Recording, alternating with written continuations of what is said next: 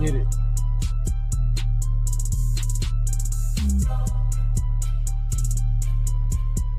You already know what to do. As soon as you come in, we got breaking news.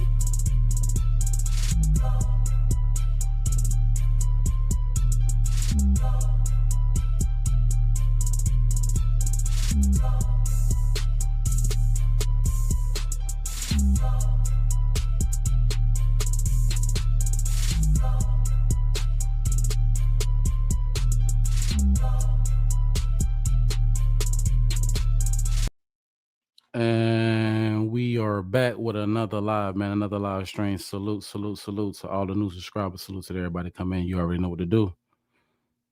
Double tap that screen as soon as you come in here and go to the three dots and you can hit the like button that way. Now we got breaking news.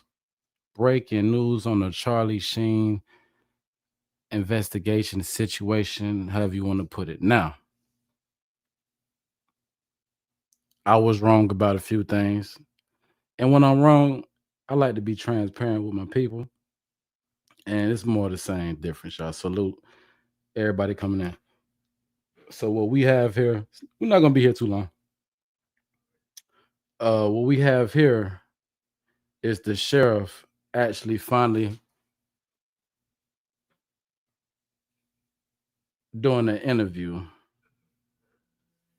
with the public. Now, we did hear from the FBI. I think the last time we was live, we was talking about Patel. We still got content to cover on that, but this is the sheriff from Utah, and he's going to explain how everything went down. Now, if you've seen in the title and you came in and like, yo, what is he talking about? No cuffs. Yes, you heard right. You seen it right. No cuffs, y'all. No cuffs was used in this situation, man. And it shocked me just as much. This is, I guess it's probably about to shock you to hear that. Now, one thing that we did get right was we had a few things right. We had a few things wrong.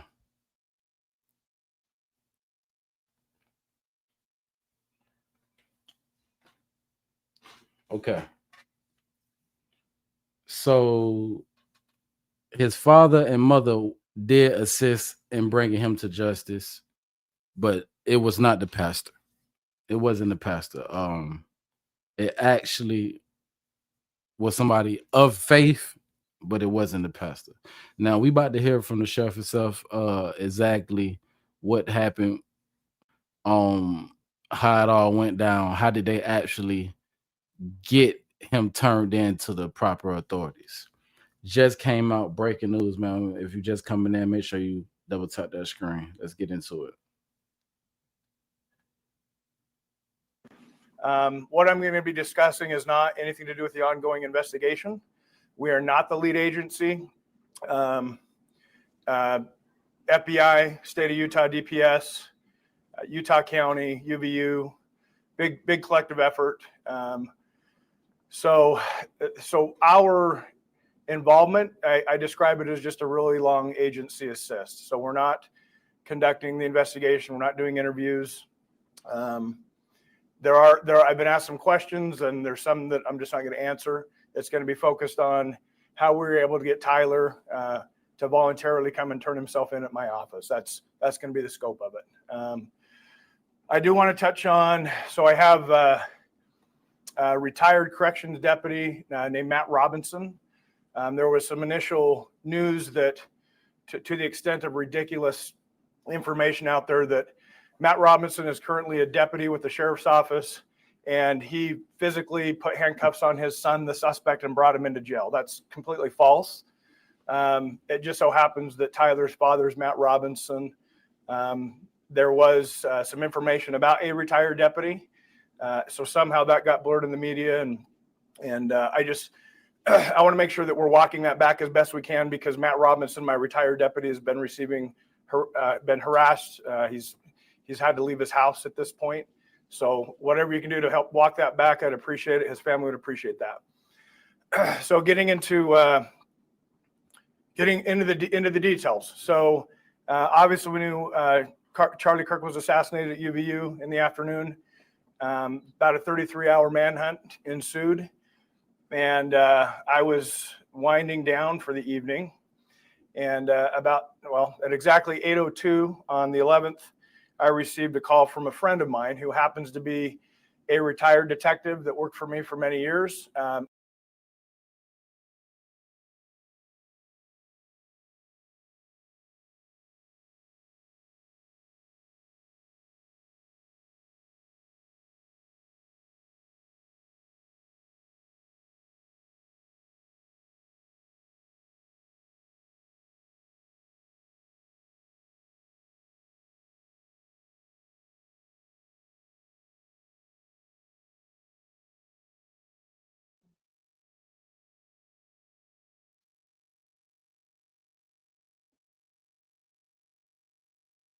My apology. We had a little bit of a technical difficulties. If you're just coming in, we are reviewing breaking updates in the Charlie Scene situation. The sheriff speaks.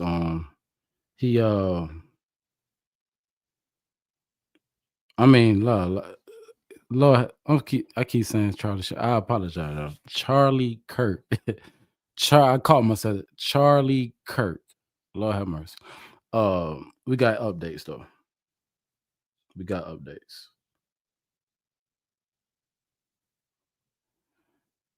Now, yesterday we did leave off on Battelle having his annual sit down with the chairman and some more people from the higher ups. Um, Today we got breaking news as far as the sheriff from Utah, and he's going to basically give up information on exactly how it went down. We had a few things right, we had a few things wrong. His parents did bring him in. The pastor was never there, y'all. A man of faith, but let's just hear it from the horse's mouth. Let me bring it back on the screen. I do apologize for the technical difficulty.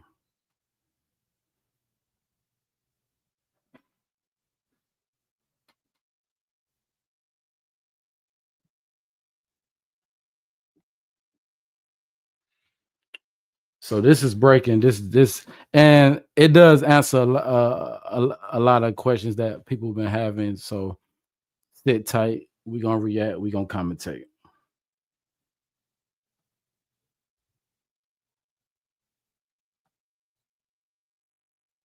Winding down for the evening, and at exactly 8:02 on the 11th, I received a call from a friend of mine who happens to be a retired detective that worked for me for many years. I didn't put that out there initially.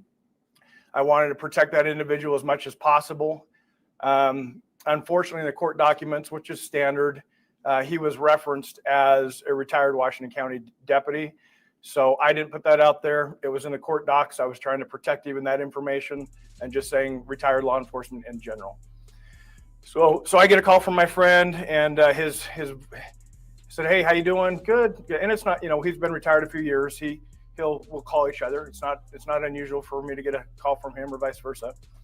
And at 8:02 p.m., he calls me. Hey, I can tell his voice is kind of shaky. So my first thought is, who died? Like who's he going to tell me that died? And then I couldn't fathom what actually came out of his mouth. So he said, "Hey, I know who Charlie Kirk shooter is.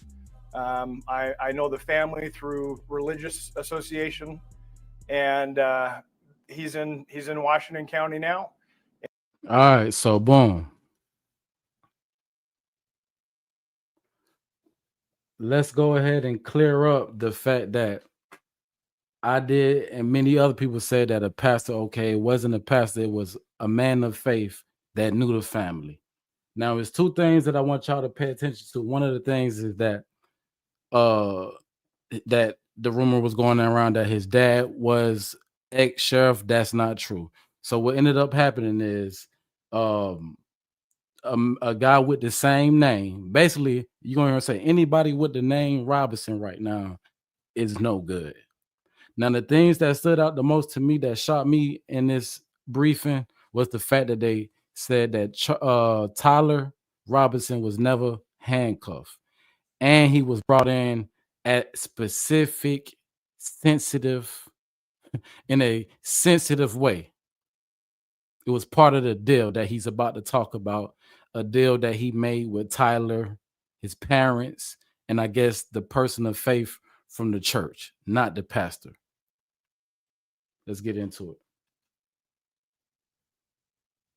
If you didn't already, double tap that screen. That's how you get us out there in the algorithm. Breaking it. And we're working on trying to get him to come in voluntarily. During that phone call, some information was provided about Tyler potentially having some suicidal ideations, was en route to a remote area of Washington County. The parents convinced him not to do that, and conveyed that they would stand by him and help him surrender peacefully. So at that point, that phone call was 1 minute and 41 seconds. I immediately called Sheriff Mike Smith in Utah County, who I knew was at the incident command in Utah County. So for about 40 seconds, I'm telling Sheriff Smith, "Hey, I'm confident we have the shooter in Washington County. We're working on getting him to come in and surrender at my office." We didn't have him yet. And after about 40 seconds, Sheriff Smith's like, wait, what are you talking about? So he was shocked, as I was, to hear the news. And so I repeated myself. He said, "How credible is it?" I said, "I trust this guy that called me with my life.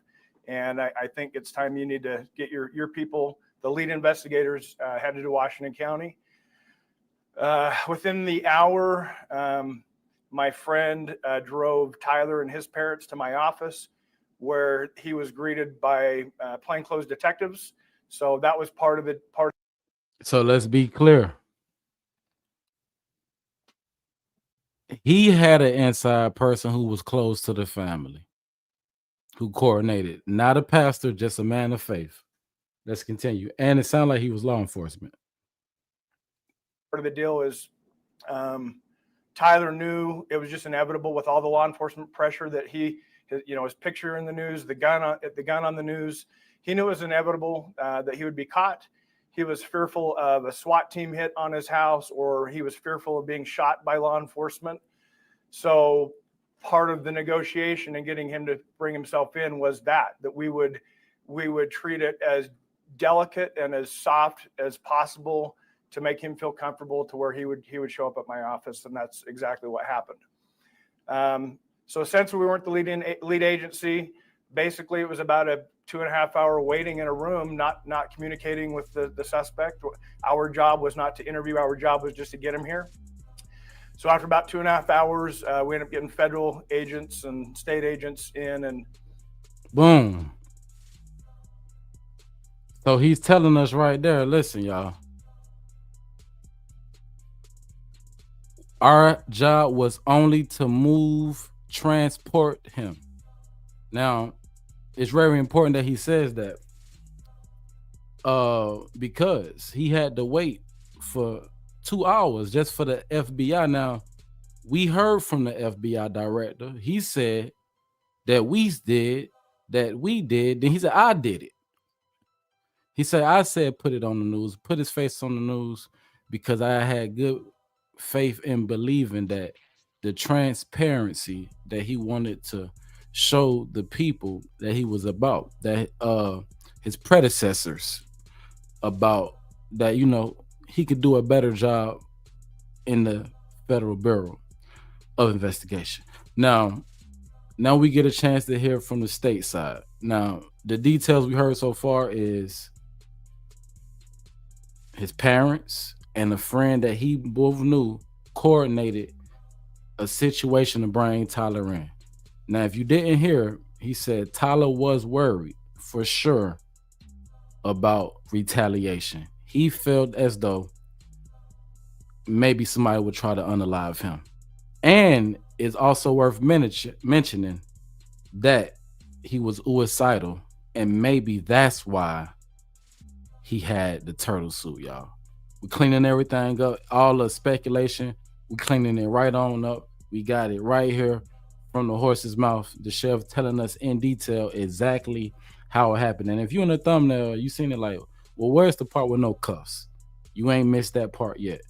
He's about to explain how his only job was to transport him, not to talk to him, and to make him feel as comfortable as possible. Now, a lot of people saying, well, yeah, you should make him feel comfortable. He's innocent. You shouldn't just do this and do that because you have to prove it in a court of law. That's how it works. So let's see what else happened, y'all. And some of my detectives were asked to go out into the community and secure 2 locations. So the parents' home and the apartment that Tyler was living in, along with the vehicle that Tyler was likely driving up at UVU. So that's about it. Sheriff, how would you characterize that former law enforcement friend of yours as doing something good here? Yeah, outstanding. He deserves full credit. I think that a lot of it's just the community relations, right? So Tyler's family trusted this individual. They knew he was involved in law enforcement at some point, and enough community involvement there that they trusted that they could go to this individual and he could contact me directly, and that we could facilitate a peaceful, calm, relaxed surrender. Now, why is that important? And I'm not gonna lie, I don't have time for the hate in the chat today, y'all. We working today. I'm getting in and I'm getting out. Smooth in, smooth out. We gonna react, we gonna commentate. You don't like the commentary, you ain't gotta watch. But if you do like the commentary, definitely double tap that screen, hit that like button. I need to see the lights go up, man. We got over 200 people in the building. We can definitely get the lights to 100 real quick. So now it is a reason why I said law enforcement, because he said law enforcement. At first, it was a man of faith. I heard somebody say in the chat it was a minister, but he also said that the family felt comfortable letting this person be the middleman because they also knew that he had a police or law enforcement background. Now, where are my conspiracy people at out there? I know y'all got something to say about that, right? Let's go. Either way it go, it's clear that they felt comfortable dealing with this dude, and whoever this middleman was, I'm pretty sure they're gonna protect his name. He had this guy's phone number, and he was able to put them in touch. And just like he just explained, he was shocked. When he got the call, he didn't even know what was going on. It was just, he thought it was just a regular day in Utah. And then he's saying his friend called him and said, "Hey man, I got somebody on the phone I need you to talk to." And he like, "What's going on?" He don't even know Charlie is gone yet. And as you see, clearly, well, let's just let it play. Put it that way, right? Make him comfortable for a couple hours, make sure he has water, no communication until the lead investigators arrived. So. Sheriff, you mentioned you got a call from a retired detective. What went through your mind in that moment when he told you what was about to happen?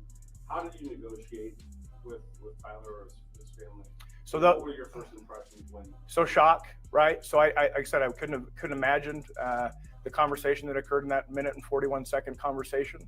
But there was negotiation. There was some criteria that needed to be met for him to voluntarily come in, and I agreed to those terms. What did he ask for? Can I ask? A minute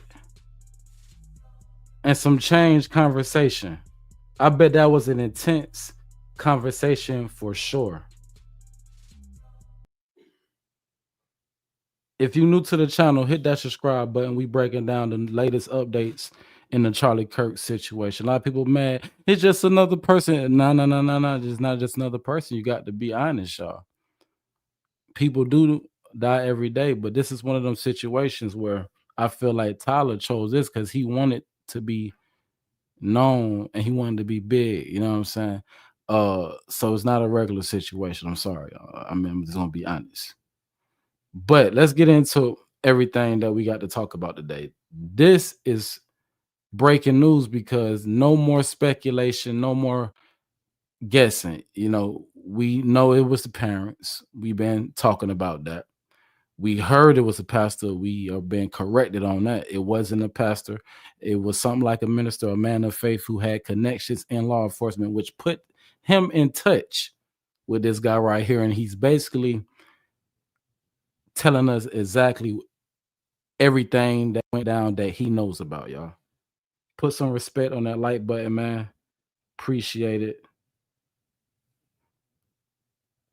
You say starter, that's the you know, and we can get the show back going. Appreciate that, man. Everybody that double tap that screen, hit that like button, or you can go to the 3 dots and hit that like button like that. Let's get back into it.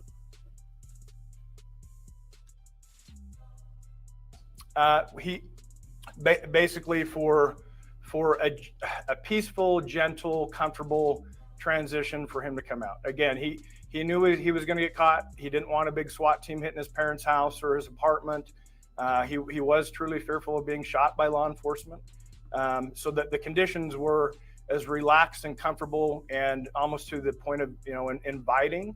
And for a peaceful, gentle, comfortable transition for him to come out. Again, he knew he was going to get caught. He didn't want a big SWAT team hitting his parents' house or his apartment. He was truly fearful of being shot by law enforcement. So that the conditions were as relaxed and comfortable and almost to the point of, inviting.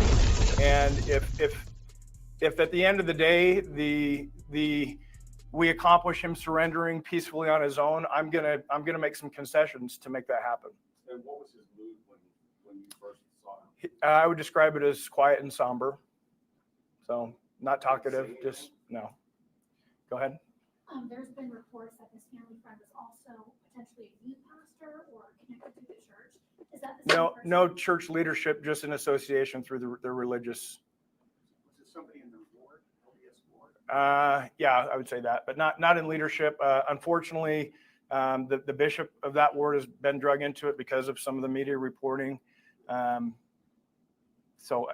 that's not accurate. That's not accurate.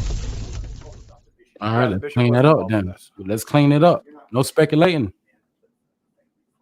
No, absolutely not. If you can speak to it, did the sheriff's office have any interaction with Tyler Robinson in previous incidents? I've been asked that a few times. So it's well known. It's in the media. Tyler's apartment was in St. George city limits. The parents' home was in Washington city limits. So since the sheriff's office is primarily patrolling small rural communities, the unincorporated areas of the county, if there were any calls to the residents in St. George City, the highest probability that just St. George City would handle that, not the sheriff's office. So I don't have any data that would support that one way or the other. Sure. Boom. But it's something I wanted to say real quick, real brief, real quick and fast. You do notice, because people were saying he stayed with his parents. He did not stay with his parents. He had an apartment separate from his parents, y'all. So when we say that the mother probably called the son and got him to come over to the house and told him, don't do nothing to yourself, son, just come here. We're going to figure this out. They made a phone call to who they made a phone call to. That person got in touch with this guy. And as you heard, they negotiated a surrender. Did you have you interviewed his roommate, Robinson's roommate? No, we're not the lead investigators, so we wouldn't be doing that. Sheriff, how would you characterize the parents of what you knew that night? I don't know anything about them. What did they mention in the phone calls? No. Sheriff, how do you feel about the fact that this surrender happened as it was in the police office, at the police station? It kind of was peaceful, inviting, as you framed it, and not like a SWAT situation or a big operation that happened in the neighborhood. Right. That made him comfortable enough. The conditions were satisfactory to him to where he ended up getting a ride with my friend to be dropped off here. We did have some initial discussion internally. So I run the county jail, and we have to think ahead. So what if Tyler ends up staying the night in our facility? What does that look like? Because of the circumstance, he was driven to Utah County that night, I'm going to say maybe about 2 a.m. So that took that weight off us on how we're going to keep him safe in our facility and talking about constant supervision and things like that. But that didn't occur. Yeah. So. How did you feel about that? Having a surrender at the police office versus something else? Well, obviously it was a big deal. Not only national but international. You're seeing people mourning all over the world for Charlie Kirk, and to have that happen, I've had thoughts and heard comments about, this kind of stuff doesn't happen in Utah. Unfortunately, it did. But then to have the suspect be a Utah resident who literally went to the same high school I went to. I mean, we're like 30 years apart, but I went to the same high school. He happened to go to the same high school here in Washington County. So the same high school. It's a double shock factor that one in Utah, and then the suspect happened to be homegrown Washington County boy. So it was just before 9 p.m. What did you do once he got here? Did you put him in handcuffs? No. Made sure he had water, made him comfortable sitting on a couch in an interview room, and just sat on him until the lead investigators came in. Boom. Let's talk about that. Now, if you didn't already double tap that screen, hit the like button. That's how you get us in the algorithm. He's basically telling the people, like, I ain't gonna lie, the story that I had in my mind was something way different. I said things like, oh yeah, he must put up a fight. They put him in a turtle suit. He wasn't listening. All that is out the window. We gotta throw all that away, y'all. We gotta throw it all away. The man is telling us what happened. He's saying, listen, he was calm, he was cool, he was collected. He was with his parents. I think he was in that turtle suit because he already had one job to do, and that was transport Tyler Robinson to that facility, hold him for law enforcement and higher agencies to come and transport him to where he needed to go. And like I said, the turtle suit, which is the green thing you can see him wearing that he appeared in his court hearing and in any picture since he's been arrested, it's a suicidal suit. It's meant to protect you from yourself. You hear me? He don't have no clothes to tear up. He don't have no way of injuring himself, So we can take the other speculated conversations out of the conversation because it seems like he was good.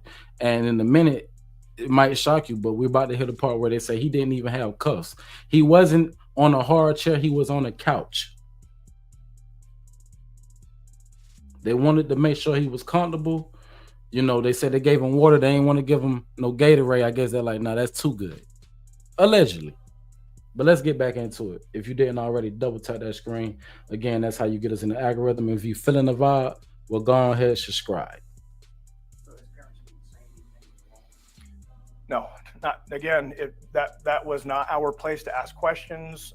It was just, we have you here. We're in a holding pattern until the lead investigators get here. So that wouldn't be in our wheelhouse. We wouldn't even have attempted to interview any of them.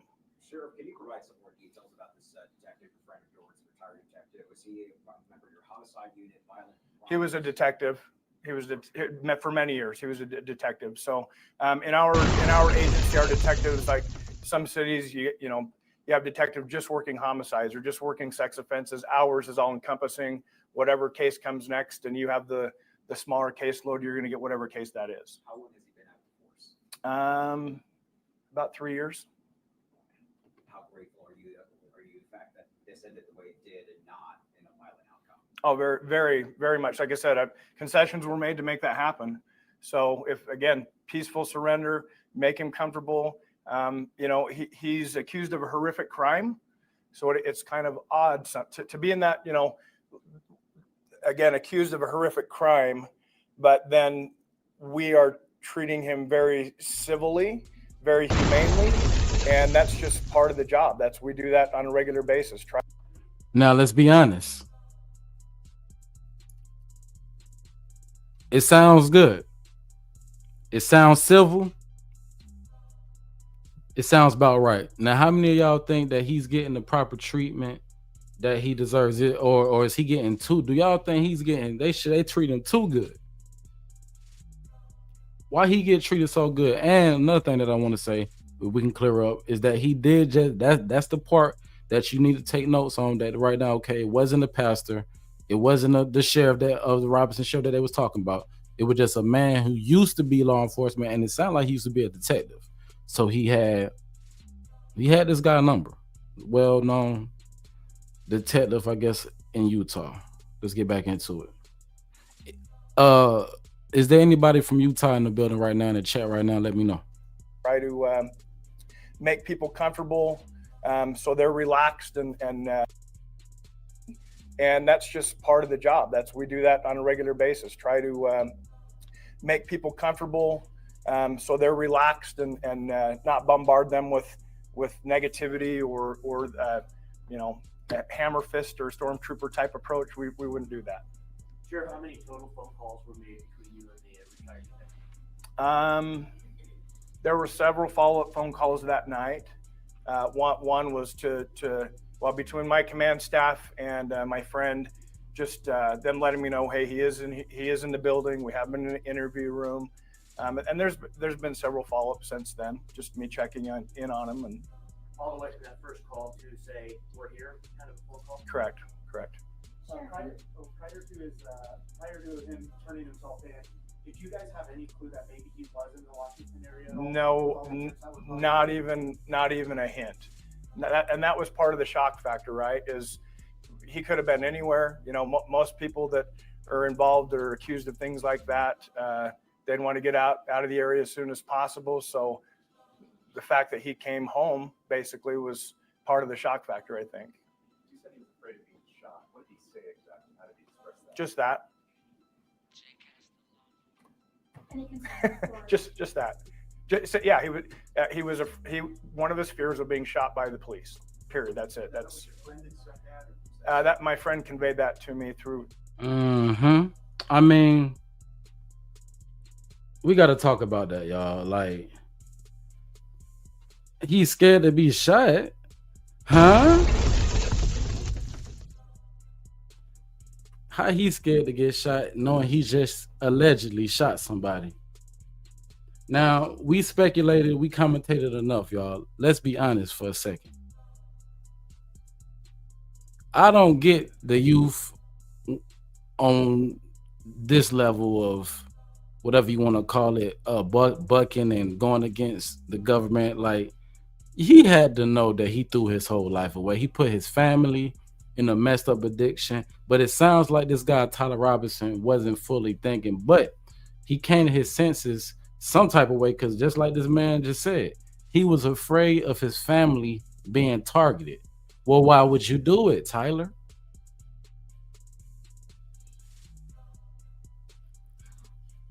He didn't want SWAT to come, and you know what SWAT do. SWAT don't knock on the door. Y'all know how this work, right? He know they was gonna come in with blazing, allegedly armed and dangerous. And you telling me he got escorted, no cuffs? Wow. Wow. Now I'm going to the chat real quick. What y'all think about this so far? Was this I mean logical treatment, especially when they say, he's innocent till proven guilty. We want you to bring a man safely, make sure nothing happens to him. Did his parents trust whoever this person is, was ex law enforcement, a man of faith or woman? We don't know for sure yet, but church based, and they trusted them to middleman the surrendering of their son, and people saying, "Well, he's not the real." Well, listen, y'all. If he ain't the real person who did it, then who did it, y'all? And why does this man got camera footage of him limping, looking like he got something in his leg? They got him up, going up the stairs. They got him jumping off the roof. Then they got a confession letter, y'all. You got to cut it out. He had no right for taking them. No one's supposed to be taking people's lives for political uh or any type of reason, for real, but especially a political difference. It can't be tolerated. You know what I'm saying? Now there is other stuff going on that we got to talk about for sure. It's been a lot going on, but I want to make sure, because I know we got people who've been watching this story, following this story in this channel. Do you understand how important Second Amendment is? Let's just get back in the content. I don't want to go back and forth with y'all, man. I told y'all we're not gonna do that. We're not gonna do that. Let's get back into it.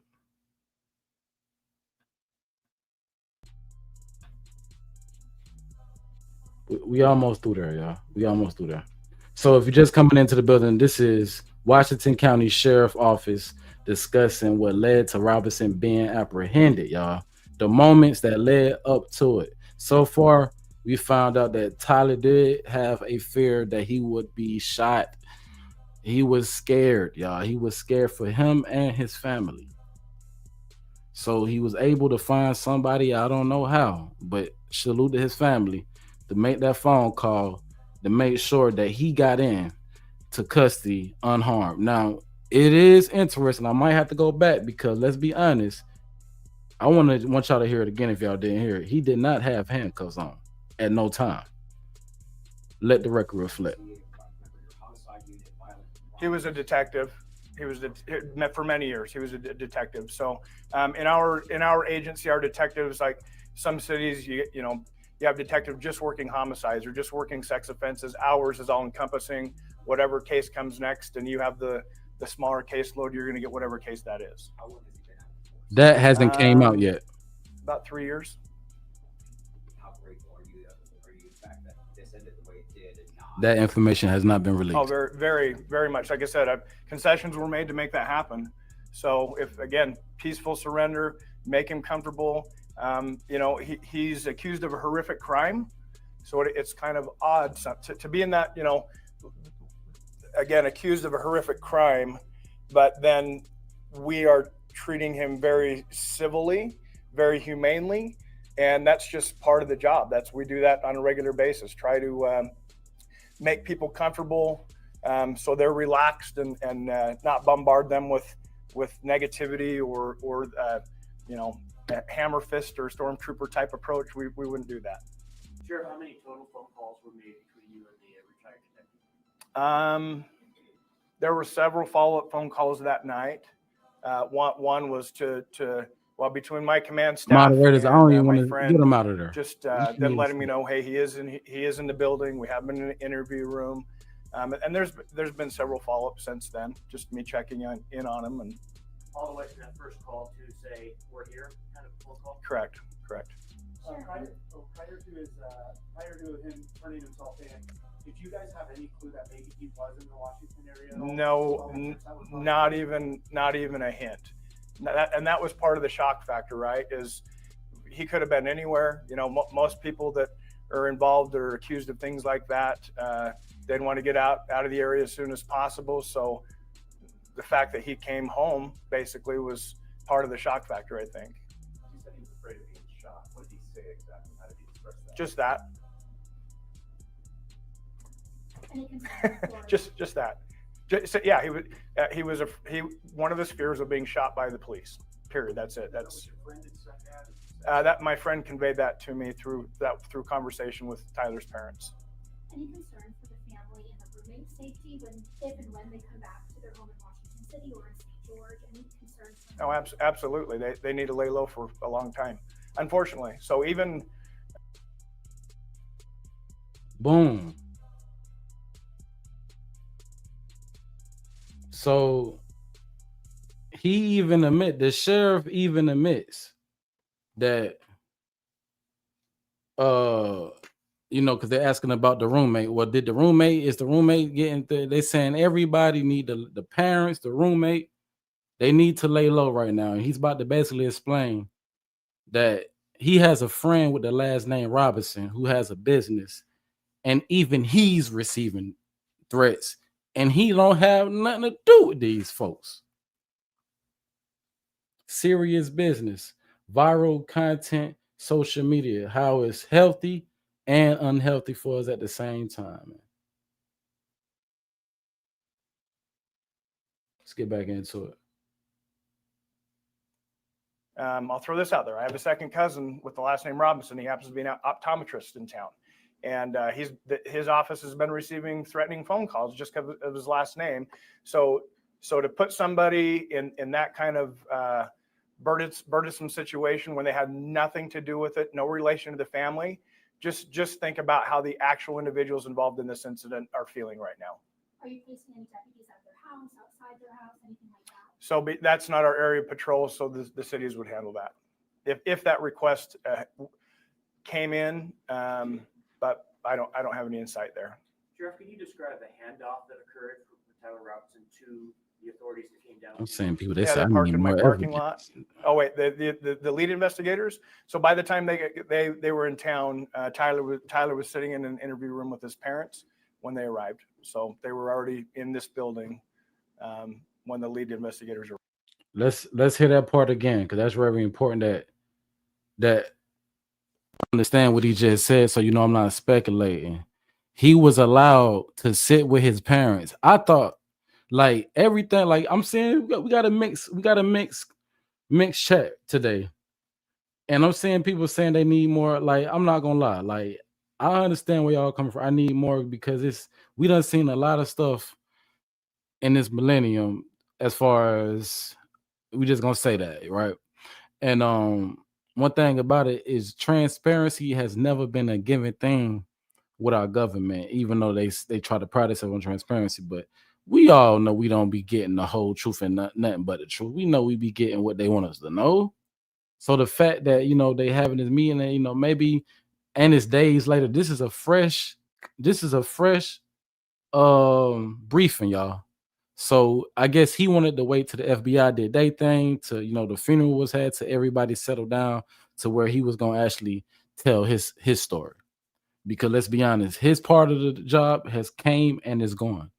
He probably will never see that man in person again. Well, maybe he is in the town, but as far as the safety that he promised Tyler, that part is done. He got Tyler into the jail without faculty, without him getting unalive.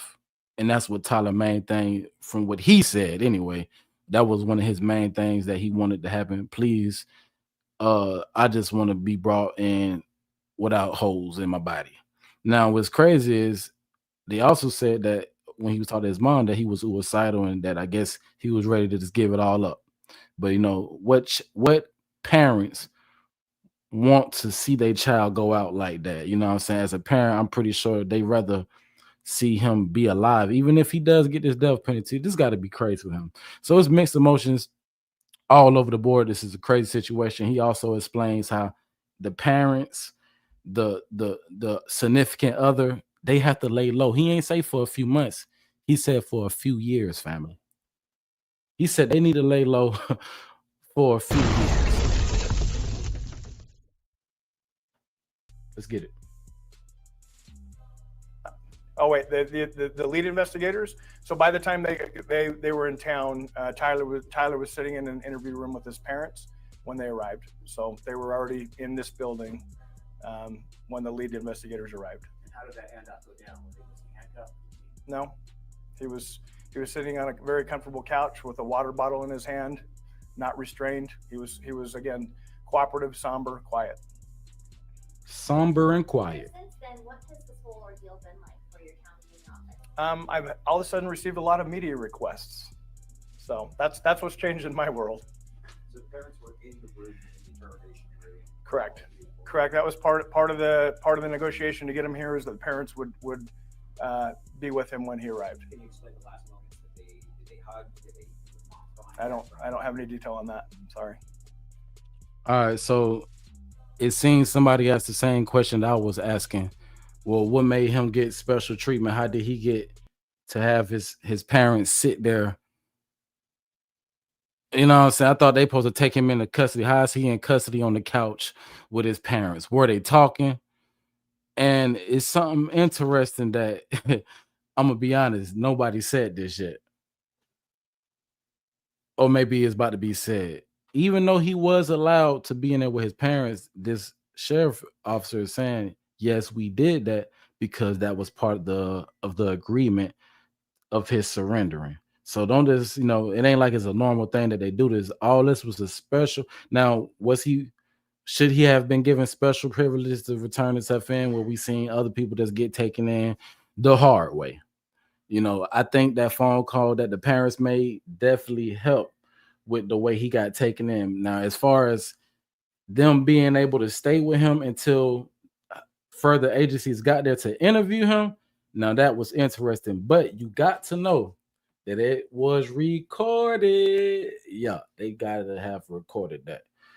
Maybe, maybe not. We'll never know. Or maybe it'll come out of trial.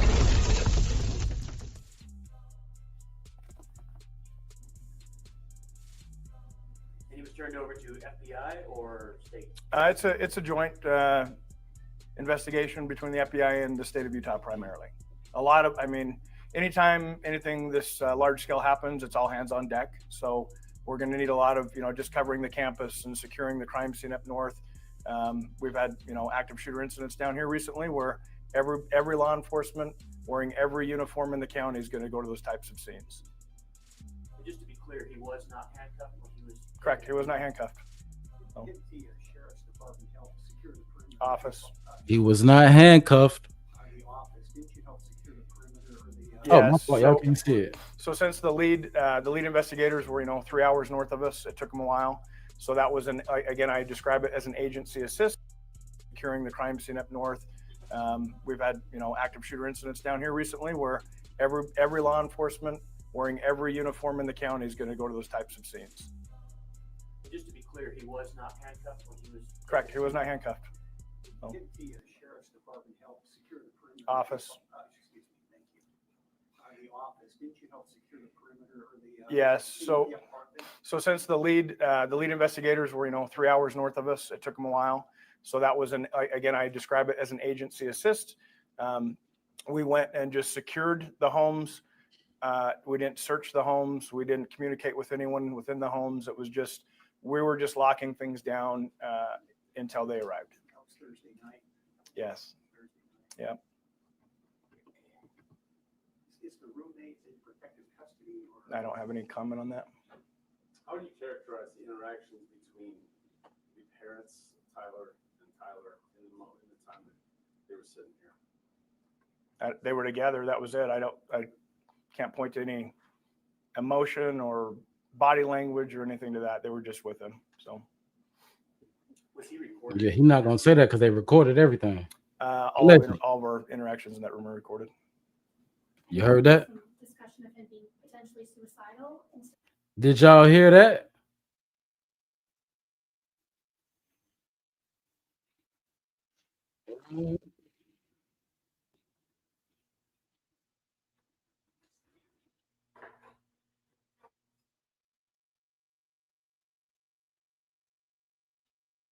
But yeah, I might have to come in there from my other one. I'm sorry about that. But yeah, I'm gonna play it one more time. Yeah, they may have let him in there with his parents, but I'm gonna play that one more time, no music in the background, so you can hear it the clearest. Yeah, he may have been there, but they might not have been watching like hawks in the room with him, but it was recorded. The parents, Tyler and Tyler, in the time that they were sitting here. They were together. That was it. I can't point to any emotion or body language or anything to that. They were just with him. So Was he recorded in that room? all of our interactions in that room are recorded. I know there was some discussion of him being potentially suicidal instead of surrendering when he was in the holding room here. Any concern about that? No.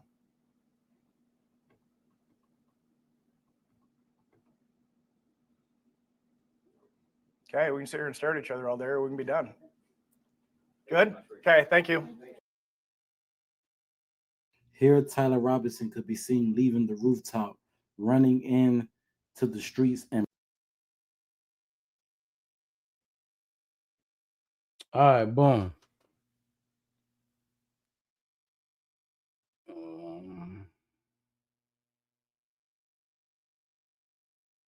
So before I get out of here, I don't know how I just did that and messed up this whole thing, but I want to show y'all. They're like, well, I need more proof. I need more proof. They got the gun. They got a screwdriver. And what else they got? They got a towel. They got him on camera.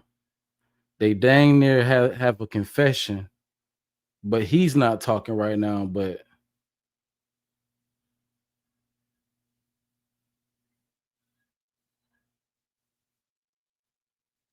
let me see if I can get this one. I want to show y'all something. All right, so this is him. We're gonna go on mute. This is him running on the roof. Obviously, you can see he has his book bag on. He's holding something in his hand. He has what is I'm allegedly speculating to be, which is the rifle. I don't think he had enough time to assemble. Now I'm probably asking, well, what did he have a screwdriver for? My thing is, I think he had the screwdriver for is to either assemble. I don't think he had the whole. Maybe he did have the whole thing, but maybe he didn't have the scope. Maybe the scope would have been too bulky.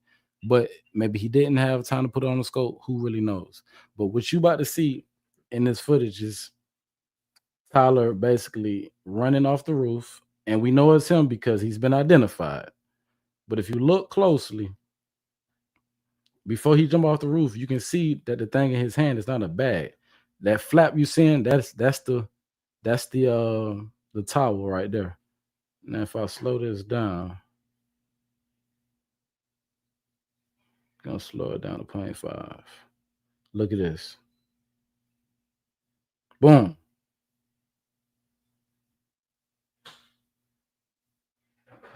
He put it down. All right, boom. As you can see, it's something.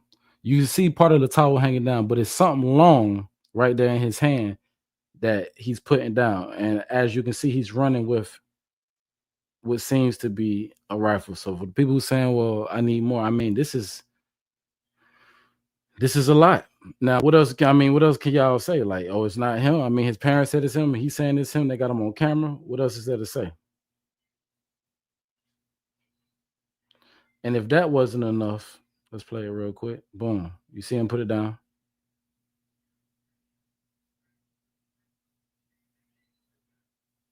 You see him climbing off. You see it, boom. You see the whole thing. He holding it, but he got it covered with a towel. Now watch him running with it. See that?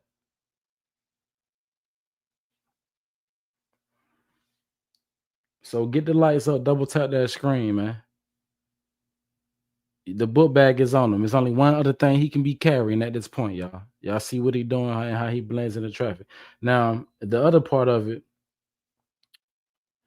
that really gave it away is this footage right here, where he can be seen again, same outfit, same Tyler, y'all, same shoes, and he was able to be identified by his parents. They made a phone call, got to the people to help negotiate his surrender. Now, they want to say, well, how did he get it up there? It looked like it's clear. If you look at his right leg, y'all, he got it probably right there at his hip, barrel. The rest of it, you can see right here. Now watch him.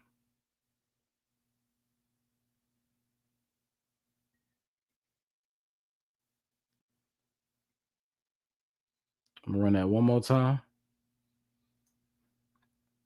And we're going to get up out of here. Salute to everybody that came in the building, everybody that subscribed to the channel. We appreciate you. We appreciate you. On the road to 2K. On the road to 2K. We can do it.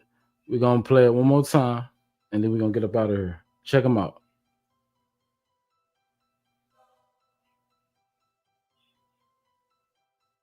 And he got that other arm. Listen, his arms, he not naturally, no one naturally.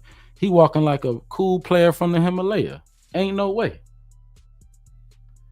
He got one arm holding. You can see this arm. He using this arm to hold it still. And he know he can't walk fast because he got something on him that got him walking funny. Mm-hmm.